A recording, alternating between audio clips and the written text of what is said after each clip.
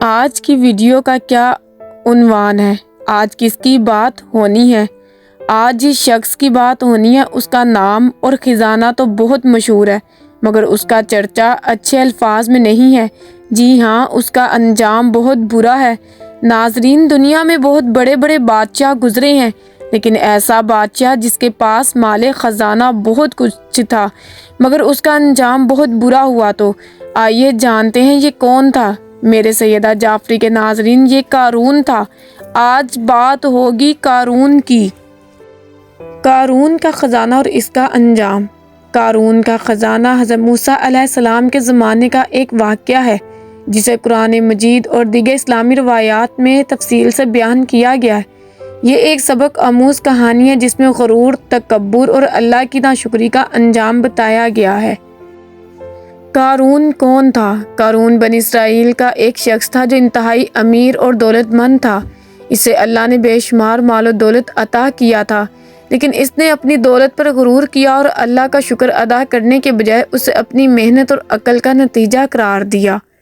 قارون کی دولت۔ قرآن مجید میں ذکر ہے کہ قارون کے خزانے کی کنجی اتنی بھاری تھیں کہ انہیں اٹھانے کے لیے کئی طاقتور آدمیوں کی ضرورت پڑتی تھی۔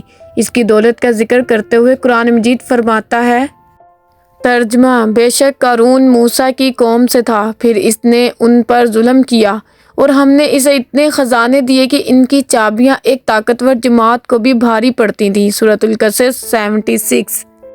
قارون کا غرور۔ قارون نے اللہ کی نعمتوں کو اپنا حق سمجھا اور اپنے مال پر فخر کرتے ہوئے کہا، یہ سب مال مجھے میرے علم کی بنا پر دیا گیا ہے۔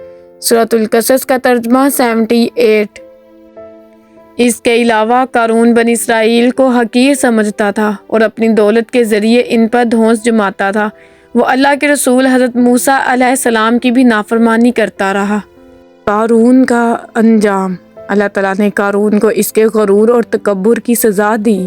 وہ اپنی دولت سمیت زمین میں دھنس گیا۔ قرآن مجید میں اس واقعے کا ذکر یوں کیا گیا ہے، ترجمہ: پھر ہم نے اسے اور اس کے گھر کو زمین میں دھنسا دیا، پھر اللہ کے سوا اس کے پاس کوئی جماعت نہ تھی جو اس کی مدد کرتی اور نہ وہ بدلہ لے سکا۔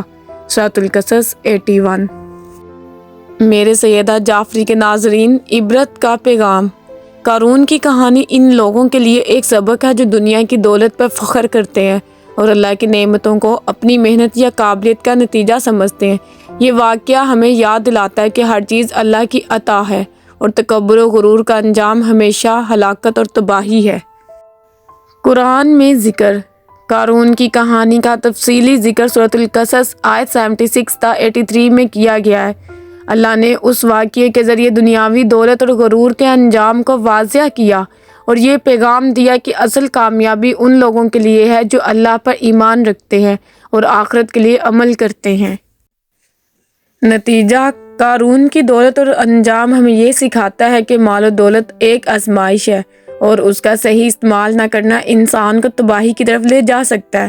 اللہ کا شکر اور اس کی نعمتوں کا درست استعمال ہی حقیقی کامیابی کی ضمانت ہے۔ میرے سیدہ جعفری کے ناظرین، ہم نے یہ عبرتناک واقعہ سنا۔ اس واقعے سے کیا درس حاصل کیا؟ عبرتناک واقعہ ہمیں یہ درس دیتا ہے، اللہ تعالیٰ مال و دولت عطا فرمائے تو اس فرض کو لازم جان کے اپنے اموال کی زکوٰۃ ادا کرتے جائیں اور ہرگز اپنے مال و دولت پر غرور اور گھمنڈ کر کے نہ اترائیں، کیونکہ اللہ تعالیٰ ہی دولت دیتا ہے اور جب وہ چاہتا ہے پل بھر میں دولت چھین بھی لیتا ہے۔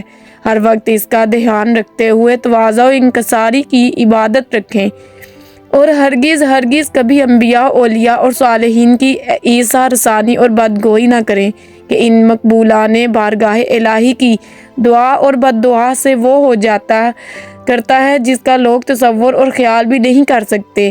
اللہ پاک سے دعا ہے کہ اللہ تعالیٰ ہمیں راہ خدا میں دل کھول کر خرچ کرنے کی توفیق عطا فرمائے اور ہمیں جذبہ عطا فرمائے۔ آمین یا رب العالمین۔